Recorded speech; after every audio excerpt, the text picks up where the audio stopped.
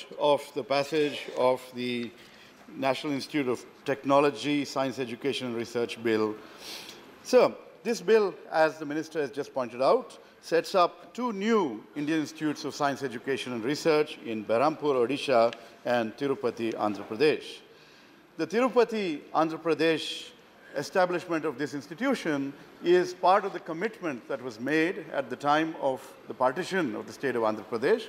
And so, while this is one of the promises that is being fulfilled, there are many more, and this House has seen a lot of debate and discussion on the unfulfilled promises in the context of that partition and the creation of Telangana.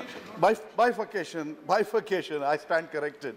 Thank you, Jairamji. Bifurcation of Andhra Pradesh into Telangana and Andhra Pradesh. Tirupati, of course, is a historic city, pilgrimage center, but also has been an educational hub. Sri Venkateswara University is there. Another institution has been set up by the central government. And in this manner, creation of an educational hub in that location will have an extraordinarily good impact on job creation, on economic growth, etc. in that region.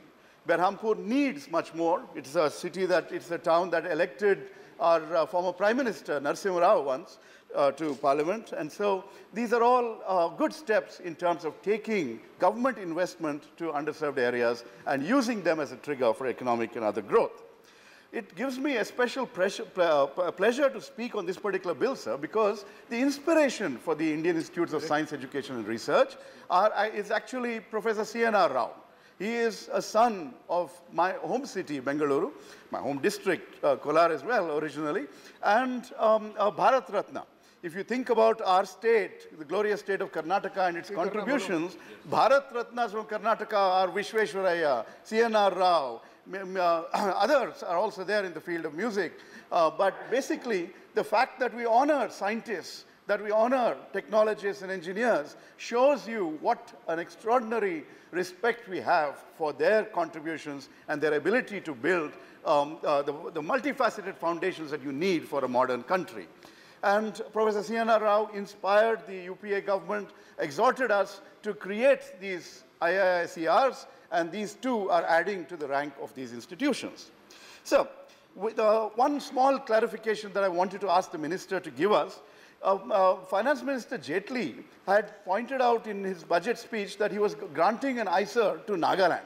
When the people of Nagaland responded that, the government of Nagaland responded that they had not asked for an ISER, that they would be much happier and it would be more appropriate to get a school of planning and architecture for Nagaland. So what is the current status of this issue, and what are you doing with that fund allocated to the ISER for the Northeast? Is it being relocated to another location like Assam? Please clarify and let us know.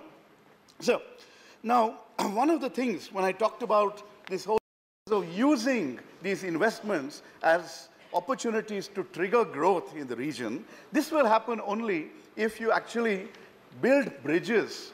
We are very good as a nation at acquiring land, building an institution, but those institutions stand isolated from the communities that they are part of, the states, the regions that they are part of.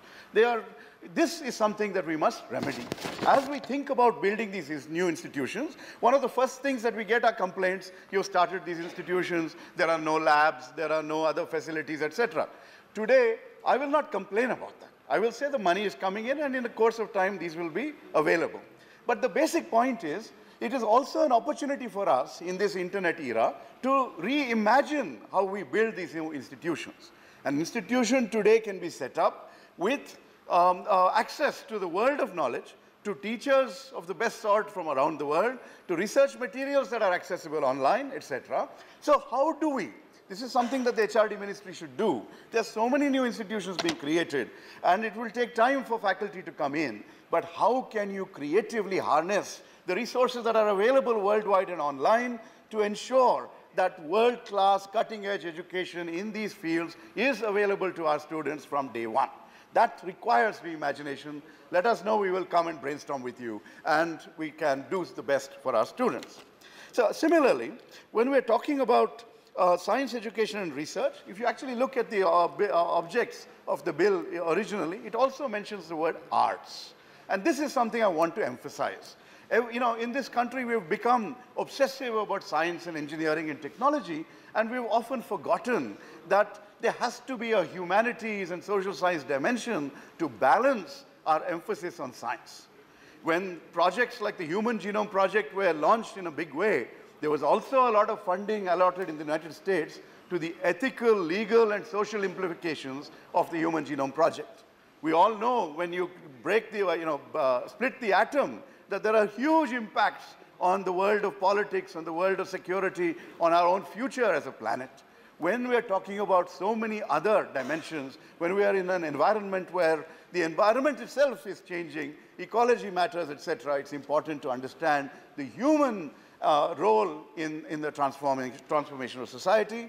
This is not a new subject. C.P. Snow, in The Two Cultures, brought this to the world's attention, and it's something that we must integrate in these institutions. Simultaneously, if you find ways to build bridges with industry, then we will not only focus on pure science, but we will also provide people with an exposure to applied science. And that will be beneficial both to industry as well as to the people in these institutions and to the faculty to take up research projects that will be beneficial to the community, etc. And when I say industry, I also mean NGOs. The Tirupati establishment is going to be in my neighboring district of Chittoor.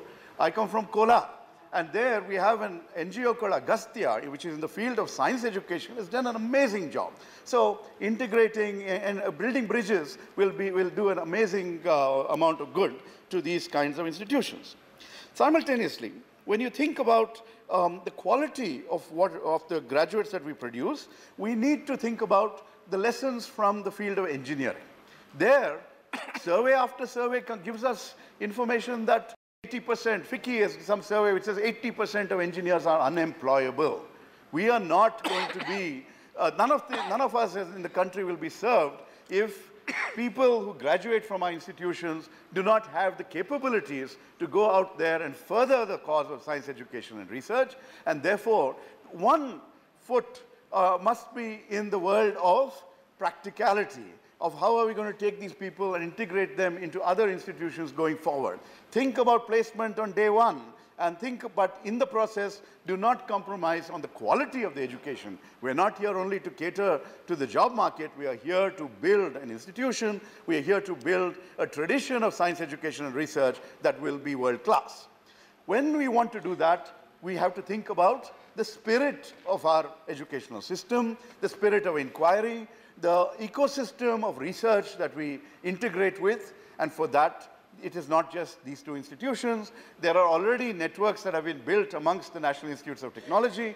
There are other institutions, online and other networks where faculty lectures are shared, etc. But beyond that, it is that spirit of science, spirit of inquiry, the ability to encourage our youngsters to go to conferences, to publish in journals. All those things have to come together if you want to make these truly institutions of national importance, which is what they deserve.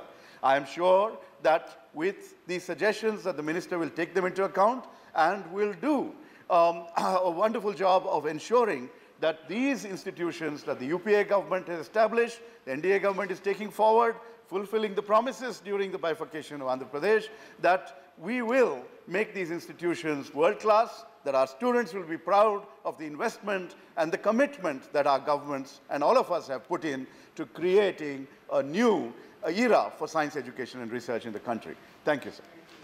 Well, Rajiv Gowda, a very valuable speech with intellectual input. See, message from